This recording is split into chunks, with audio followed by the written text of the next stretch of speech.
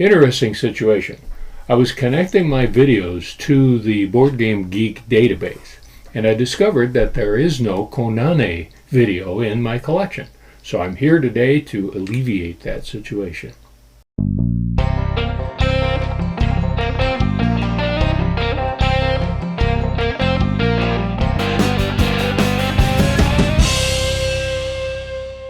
Aloha e ku'uhoa. Welcome to my game room. In 1778, Captain James Cook landed on Waimea Bay on the island of Kauai.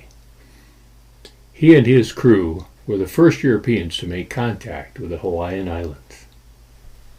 During his third visit to the islands, he recorded the following in his journal.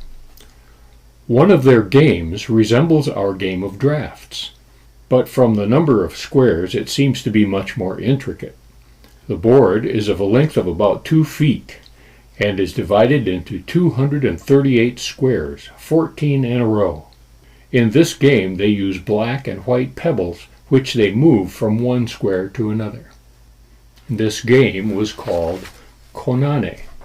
But the islands were united in 1810 under the famous King Kamehameha, and about 1820 the first European missionaries arrived in the islands to set up their permanent homesteads. And then everything began to change. Missionaries at the time, of course, had a high priority in trying to eliminate and subjugate the local culture. And so a lot of that local culture began to disappear. Unfortunately, that included the game of Konane.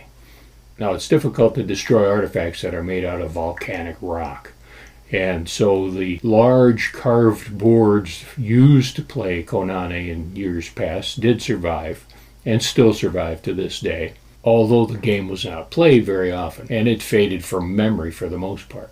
Then in 1924, an anthropologist discovered an old woman who remembered how to play the game of Konane, and she showed him how the pieces moved down the rock and the variations that had been played for recreation and for competition. And the revival of the game began with that interview. Upon further research, it was discovered that a lot of artifacts they weren't sure about ended up being copies of the Konane game, to the extent that just about every household on the island had Konane board and pieces of coral or lava rock to be used as the pieces, and they had deteriorated or simply been cast off. Now there was evidence that the game was very, very popular before the coming of the Europeans.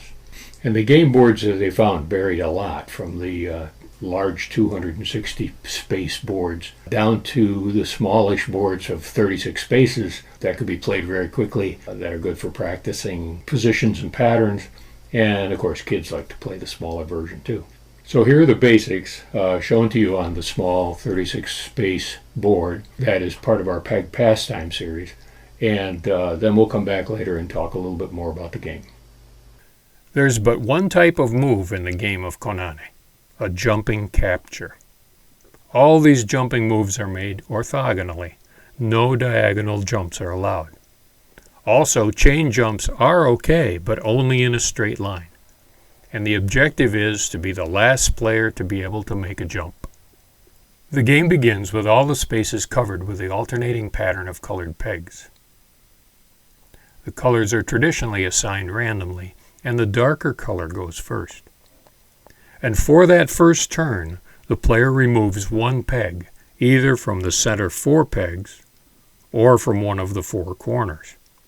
The other player then removes one peg orthogonally adjacent to that empty space.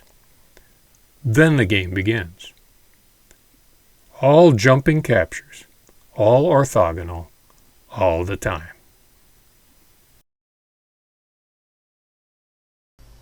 Now here before me on the table I have a copy of the pastimes version of the game, and you can see that it's the 6x6 board with yellow-red pegs like in the video. But the record shows that a lot of these boards were reported to be 9x13 and 14x17 and odd numbers like this. But odd numbers don't work with these rules as far as the first move is concerned, where you have to remove the pieces from that center 4 spaces. With an odd number along the edge, there is no center four spaces. So I'm not quite sure how that's supposed to work. Maybe somebody can comment on that knows the game a little bit more intimately than I do. Well, commercial boards are generally 8 by 8 like a checkerboard, or 10 by 10 like international checkers. And then some are set up so that they play on the intersections rather than in the squares.